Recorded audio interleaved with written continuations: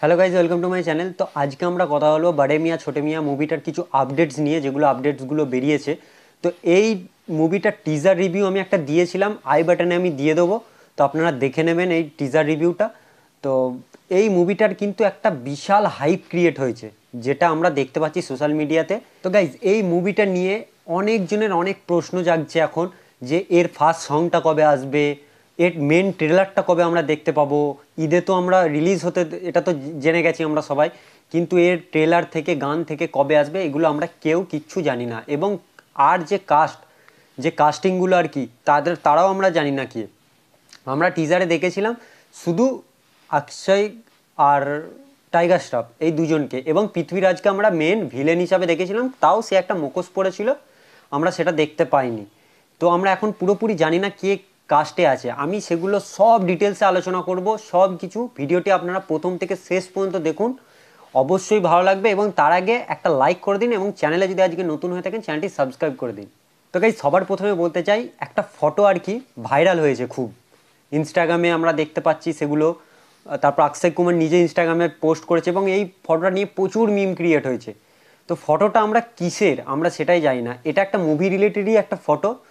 তো টাইগার শ্রফও আর কি পোস্ট করেছে। তো আমি যেটুকু জানলাম যে এই আর কি এই মুভিটার এটা একটা গানের, এটা এটা একটা যে গানটা আর কি ফার্স্ট সং যেইটা আর কি রিলিজ হবে, সেইটারই একটা ফটো এটা। আমরা গানটা রিলিজ হওয়ার আগে এই ফটোটা পেয়ে গেলাম, দেখতে পেয়ে গেলাম। এরপর গানটা কবে আসবে গাইজ? গানটা আপনারা মার্চ মাসের আপনি ফার্স্ট উইক সেকেন্ড উইকই দেখতে পেয়ে যাবেন এই ফার্স্ট সংটা।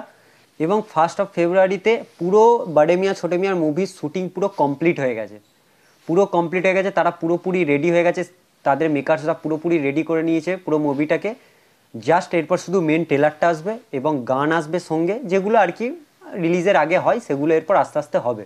তো আমি খুবই এই মুভিটা নিয়ে এক্সাইটেড। এবং উমাঙে অক্ষয় এবং টাইগার শ্রফ দুজনই আর কি এসেছিলো, এবং তারা আর কি ওখানে প্রমোশনটাও করেছিল। এরপর এই মুভিটার প্রমোশনটা কী করে হবে আমাদের মনে সবার প্রশ্ন জাগে। তো প্রমোশন এখনও শুরু হয়নি, একমাত্র উমাঙে ওরা এসেছিল, ওইখানে একটু প্রমোশন করেছিল মুভিটা নিয়ে।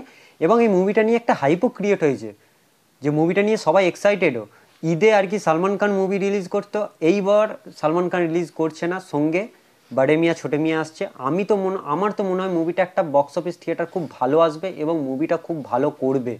কারণ এই মুভির ডাইরেক্টর যে আছে আলী আব্বাস জাফর, সে খুব ভালো ভালো মুভি ক্রিয়েট করে। আমি এর আগের ভিডিওতেও আমি বলেছিলাম এই কথাটা, তো আপনারা দেখে নেবেন আগের ভিডিওটা।